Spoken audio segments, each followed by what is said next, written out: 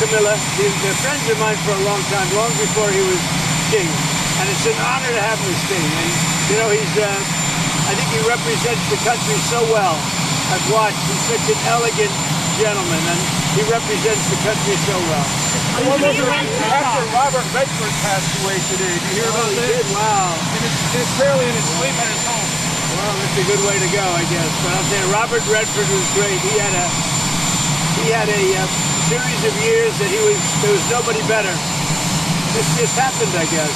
Wow. He died in Utah in his sleep. Yeah. What movie would you say you like the best in? Well, you have a lot of them. Honestly, I'd say he made 7 or 8 great movies. They were really great. There was a period of time when he was the hottest.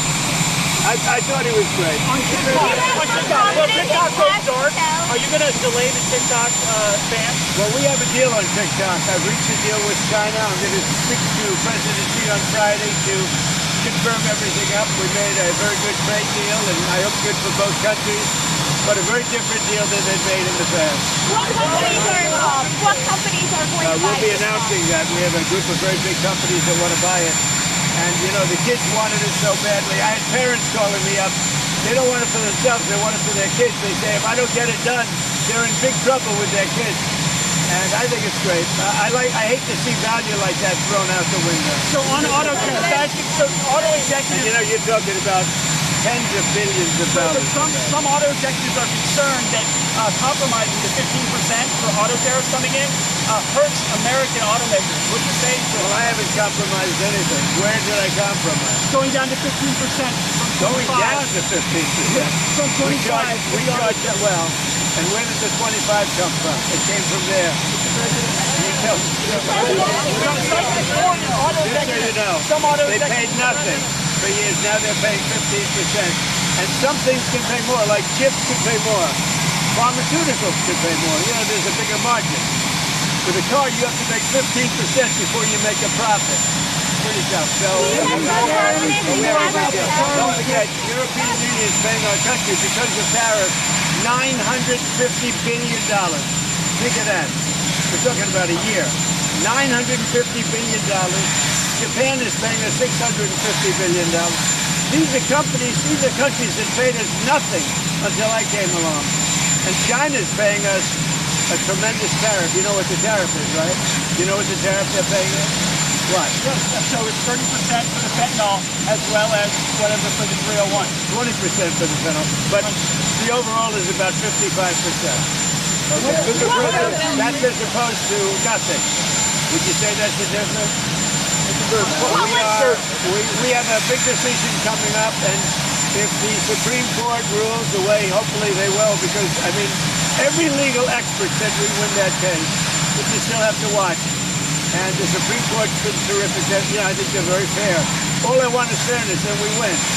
But if we win the Supreme Court case, which is the finalization of tariffs, we will be by far the richest country anywhere in the world, and we'll be able to help our people more, and we'll be able to help other countries when we want to. But I will say, if we win that case, our country, you see what we've taken in just on a temporary basis.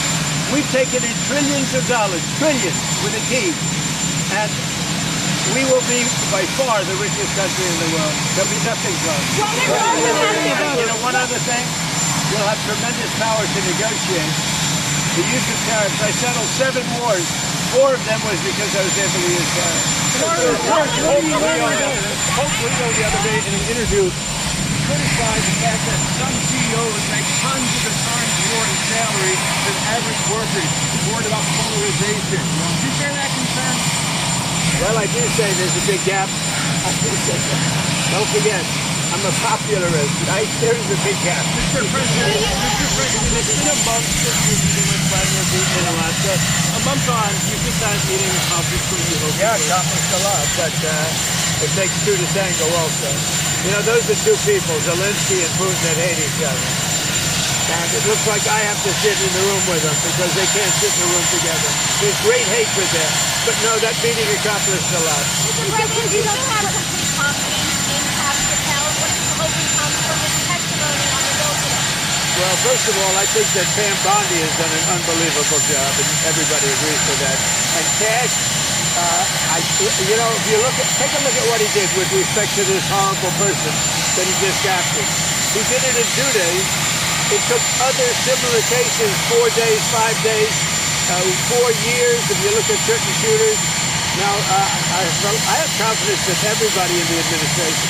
My administration, and a lot of people are saying it, not just me, it's so far the best administration ever formed. You look at our financial people. Our country is making a fortune. We have to keep tariffs because our country is become successful because of tariffs. We have the case in the Supreme Court. That's a very vital case for the success of our country. It's very vital to negotiate with other countries.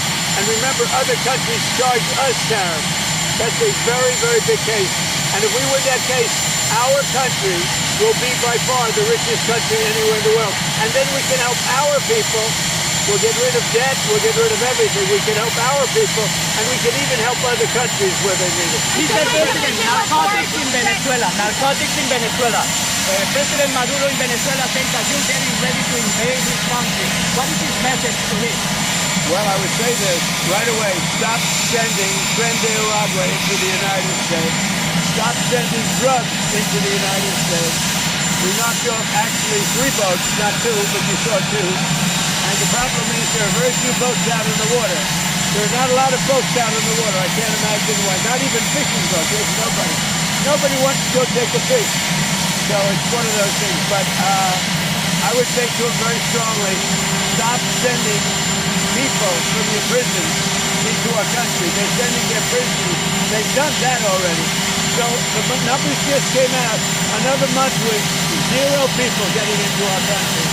And these are bigger jobs with people like you that would like me to do bad news. Nobody has ever done on the border like I've done. Mr. President. Well, he's going to have to get going and make a deal. He's going to have to make a deal. Zelensky's going to have to make a deal. And Europe has to stop buying oil from Russia. Okay? They talk, but they have to stop buying oil from Russia. Mr. President, there are some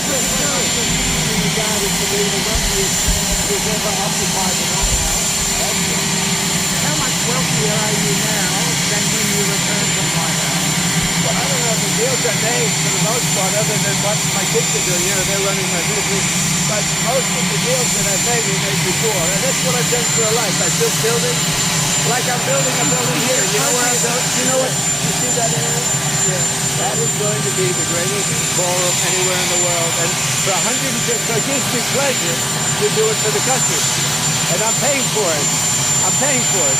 The country is not, and that's an expensive ballroom. I think it will cost $250 million, and it will be, I think, the finest ballroom. So for 150 years, John, you know this? They've wanted a ballroom, and now they're going to finally have it, and it's going to knock your socks off. President Trump that a president in office should be engaged in so much business activity. Well, I'm really not. My kids are running the business. You know what the activity, where are you from? I'm from the Australian Broadcasting Corporation, Four Corners Program. Well, the Australians, you're hurting Australia, right? In my opinion, you are hurting Australia very much right now. And they want to get along with me. You know, your leader is coming over to see me very soon. I'm going to tell him about you. You said a very bad tone. Go ahead, John. Maybe you can send a nice quiet. Mr. President, what are you hearing about the operation in Gaza, the Israeli operation? Are you concerned? Well, I'm hearing that they want to go in, and I'm also hearing that Hamas wants to take our 20 hostages plus dead bodies. You know, they have about 32 of them, and they want to put them in the way of any attack. And nobody's happy about that situation. It came out yesterday, I'm sure you saw that. They want to, supposedly they've taken the hostages out of deep caves and tunnels, and they're bringing them, putting them on the front line. Nobody's heard of that one for a few centuries. We saw that the UN said that Israel is guilty of genocide, and has committed an act of genocide in Gaza. They voted on that? There's a new report out saying multiple acts of genocide. When it comes to a vote, we'll see what happens. That'll come to a vote, so we'll see what happens. And what do you make Pam Bondi saying she's going to go after a hate speech? Is that, I mean, a lot of your allies say hate speech is free speech. You probably go after people like you because you treat me so unfairly with hate. You have a lot of hate in your heart. Maybe they'll come after ABC. Well, ABC paid me $16 million recently for a form of hate speech, right? Your company paid me $16 million for a form of hate speech, so maybe they'll have to go after you. Look, we want everything to be fair. It hasn't been fair. And the radical left has done tremendous damage to the country. But we're fixing it. We have right now the hottest country anywhere in the world. And remember, 1 year ago, our country was dead. And now Washington, D.C. is fixed, and I fixed it. The mayor was fine. The mayor was just fine. Okay? The mayor had the fixed city for many years. He's been mayor for many years. The one that fixed it was me and my people. And it is so safe. You can take your beautiful wife tonight and have dinner down there. You won't be shot. You won't be accosted. You won't even be looked at incorrectly by anybody. Washington, D.C. is safe. Now we're going to Memphis. We're pretty rough, to put it mildly. And then we're going to have to go. A friend of mine who is a big railroader, he stops in all the cities. He knows every city. He said, sir, you have to save Chicago. So I'm going to go to Chicago early against Frisco. Frisco's nothing. If Frisco is smart, he'd say, please come in. So last week, over the last week and a half, 11 people in Chicago were killed, murdered, and 38 were shot. And then Frisco, and by the way, this is going on constantly. If they lose less than 6 or 7 people a week with murder, they're doing a great job in their opinion. Chicago is a death trap. And I'm going to make it just like I did with D.C., just like I'll do with Memphis South. Remember this. So a man comes into my office, one of the biggest businessmen. I'll tell you, he runs Union Pacific. Is that big? Biggest railroad in the world, I guess. And he started off as a railroader. He was running a railroad, a little caboose. He was in a caboose. Now he runs the whole damn thing. 45 years ago, he started off in a caboose. I don't know what that's all about. And he became the top, so that's a good place to start. But he came in, he knows the country intimately. He's looking to do a merger by another railroad, the one that has a little problem in East Palestine, right? And they want to buy that railroad, as you know, pretty popular. But I sat with him and I talked, I said, so you know every city? Yes, sir, I go to every city and I have for 45 years. I said, where would you go next? He said, St. Louis is in big trouble. I said, but Chicago is a great city. You can save Chicago, sir. Don't let Chicago die. This is the guy telling me with great knowledge and stuff. He said, don't let Chicago die, sir. It's dying. Don't let it die. I'm going to Chicago next. The UAE, Mr. President, do you hope federal charges are filed? Do you hope that federal charges are filed? Well, I just want something to happen, whether it's federal, state, and most likely it's going to be state. The question is whether or not we overlap with a federal judge. So they're looking at that. But the state is very competent. The governor's doing a very good job. As you know, they have the death penalty.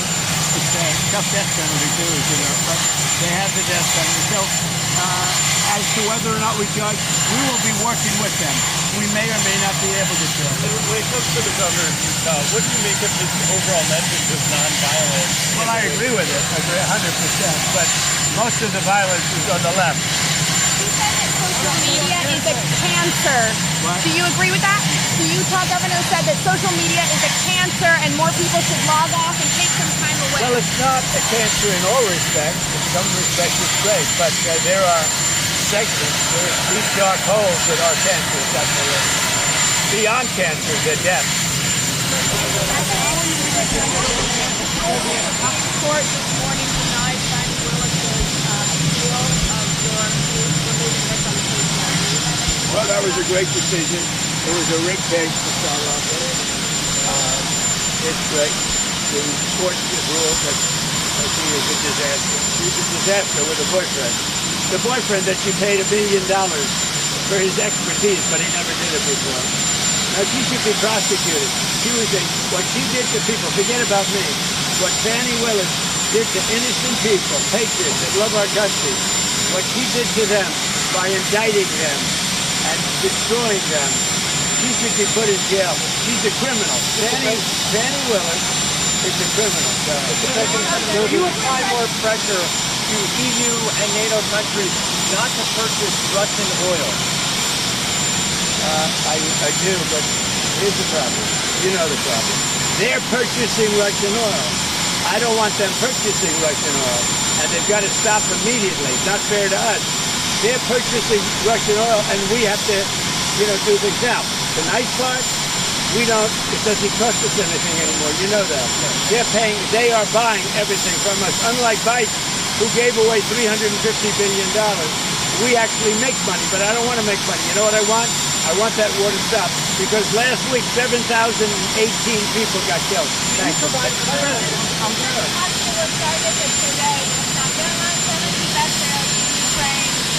Where are you from?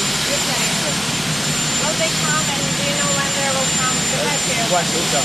The patriots. You know 70 patriots to Ukraine 2 months ago.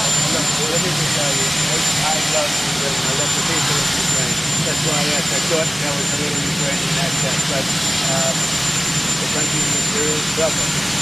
It should have never happened. It's a war that should have never happened. The country's in very serious trouble, but I'm going to get it stopped. I've done seven countries. I've stopped 7 wars in the last 8 months. I thought that would have been the easiest because I know Putin, but it's not. Because there's tremendous hatred between Zelensky and Putin. Tremendous hatred between Zelensky and Putin. But we're going to get it stopped. We're going to the Supreme Court to stop this war.